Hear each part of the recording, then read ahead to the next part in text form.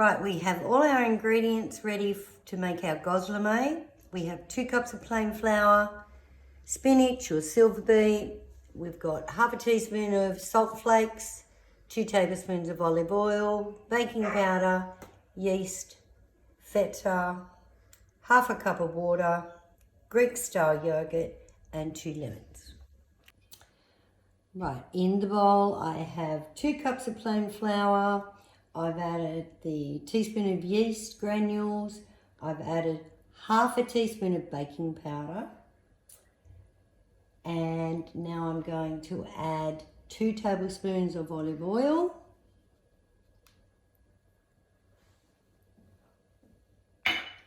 Three tablespoons of Greek yogurt. You want the Greek yogurt because it's got that acidic aspect to it that's going to react with the yeast and help that to form into a really lovely light dough. And then my half a cup of warm water. Now warm water with yeast, remember yeast needs the same as us. So it needs about 37 degrees. So warm water, tepid water, lukewarm water, it's all the same. If you can put your finger into that and not feel anything, that's the correct temperature. So we're going to add this in now. And then we're going to stir this around with a wooden spoon. Just gently till it's all combined.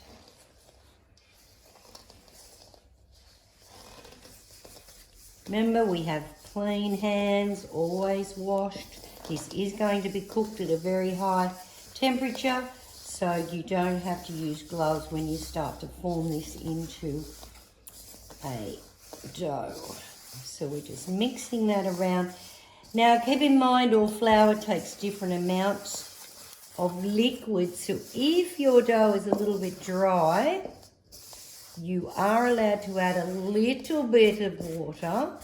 And the best way to see if it is really too dry is to actually get your hands into it. So you need to go Joniola.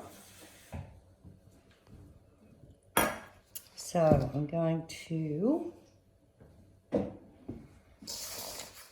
start to bring that together, and you can see that is still really quite a little bit dry. So what I do is I just add a little bit of water. Remember, if I add too much, then I'm going to have to add more flour, and it's going to interfere with the final recipe. The actual results of your dough will be very tough if you've added more flour.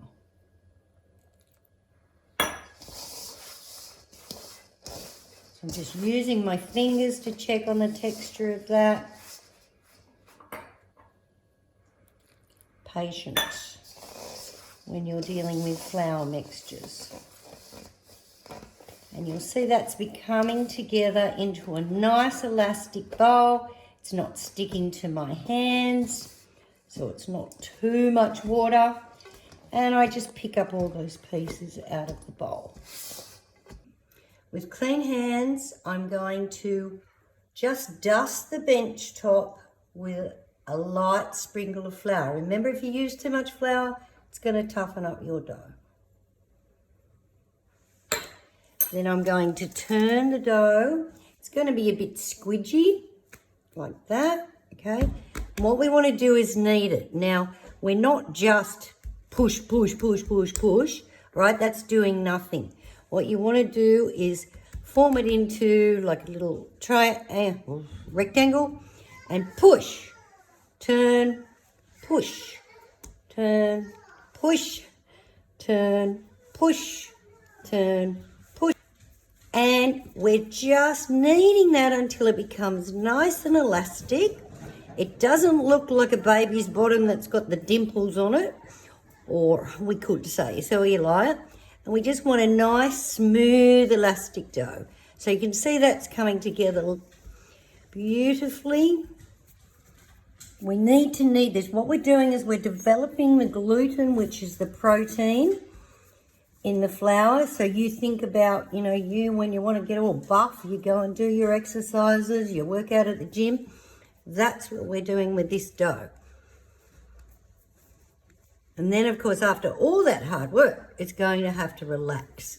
So we put it into a bowl, lightly oiled, and we place it somewhere warm. Remember, yeast needs the same as us. It's got its food, it's got its carbs, loves the carbs, and it needs the warmth, and it needs oxygen, and it needs time, and it will then start to grow. So what you see when it's ready is nice and smooth, and I push the indent and it comes straight back out at me. So I've got that just on a very lightly oiled bowl, and I'm going to cover that with a cloth. Now, if it's a nice sunny day and warm, you can just sit it on the kitchen bench, or to speed it up, you could place it in front of a heater if it's a winter's day and it's not working fast enough. You're looking at about 45 minutes to an hour. It basically has to double in size. While we're waiting for the dough just to finish doubling in size, remember, don't rush it. Depending on the ambient temperature of the household, it's going to either take an hour or a little bit more. You want it doubled in size. So now we're going to prepare the spinach. Now we've washed it. Remember, you wash all vegetables thoroughly. We've drained it. And to prepare that, we just take a sharp knife and cut that through. Put the scraps into your chicken bowl or compost.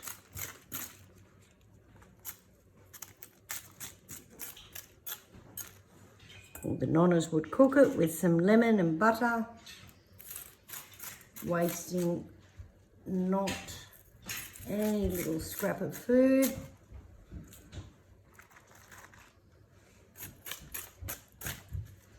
We've crumbled our feta, so we're using 1 cup of crumbled feta, and we won't need 2 cups of shredded or chiffonaded spinach. Everyone needs little helpers in the kitchen, never too young to learn. Hi, Mommy.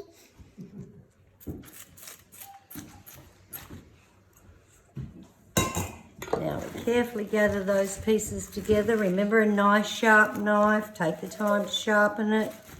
Accidents occur when you're not using a sharp knife. And we just bring that together in a bunch and finely shred. Remember, you're working safely at all times. 2 feet on the ground, curling your knuckles, shoulders out of your ears, belly button into your spine. Remember your posture. And then we can pop that onto our plate. You don't want the spinach wet. You need to make sure that it has dried, otherwise it will cause too much moisture in the finished dough.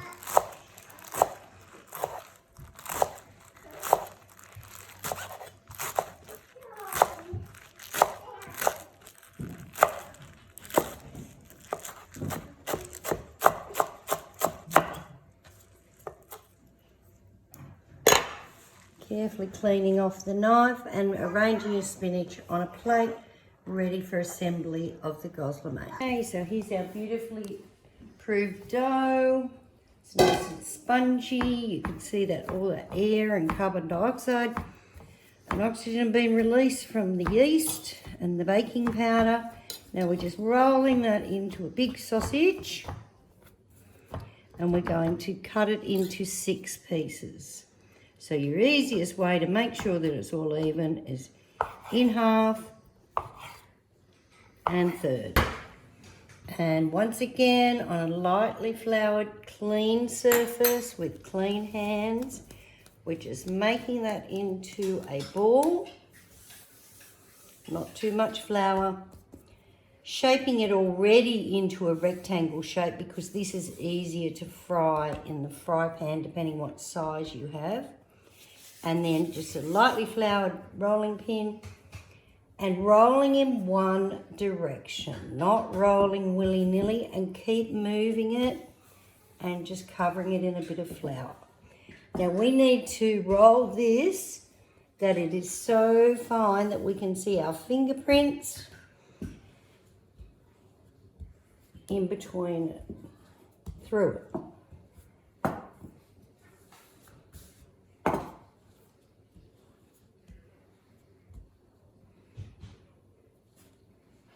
We'll turn it around now. And just using enough flour so it's not sticking. You'll see the dough isn't sticky at all. Roll it towards you, depending on your strength.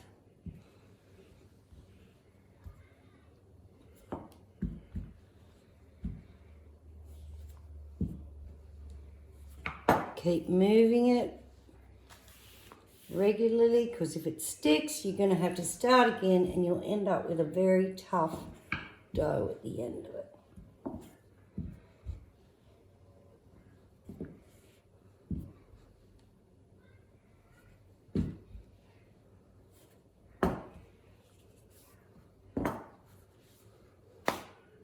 Ready. So this should be the last roll, and if I pick it up, I can see my hands through the dough. So then I'm going to lay that flat, and I'm going to sprinkle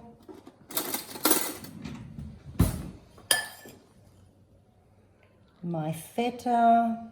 Remember, we're making an envelope here, so you're probably wanting to do the middle third. You could put some grated lemon zest, finely grated lemon zest, using a microplane, some salt and pepper if you like. You could mix it up and put some bacon slices, finely shredded bacon slices in it, mushrooms. Make it your Gozleme, but this is the traditional one. Then we're going to lay over 1/6 of the spinach, because we're making 6. Then going to take this side in, this side in, flattening it out, that side, and that side. We're heating our fry pan. We've lightly oiled it with some olive oil. Remember, temperature is all about the cooking. We don't want it too hot that it's going to burn. We don't want it smoking. Normally you can see little squiggles happening in the oil, or you could hold your hand carefully above it. And what we want it to do is instantly sizzle when it hits the pan. Going to carefully place the bottom of the Gozleme down.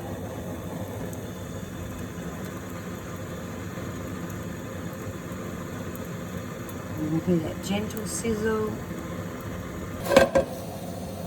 We can hear that sizzling happen, and we can lift it to check that it has been browning. It's also sliding around the pan. That is our indication that it's ready to turn. So we brush it liberally with olive oil on the top, remembering you're in charge of the heat. If it's getting too hot, turn it down. Move the pan to a cool surface if you have to. Then we're going to flip it. Oh, perfection. Remember the steam from the bottom of the pan, conduction heating, steaming that spinach, melting that feta to perfection. You can turn it down a little bit if you think that it's going a little bit fast. We don't want the pastry to burn and the inside still to be too crunchy. We're going to transfer this carefully to a wooden chopping board. Obviously, if you're eating Gozleme at festivals or street fairs, they wrap it on a plate and you get served it like that. we're going to just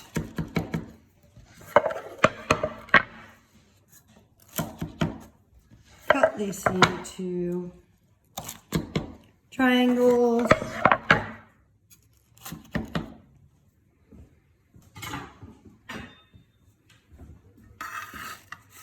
And arrange that on our serving plate.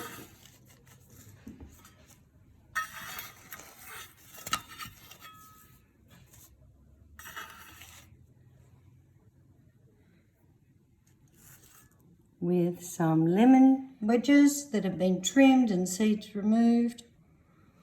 And there you go, enjoy.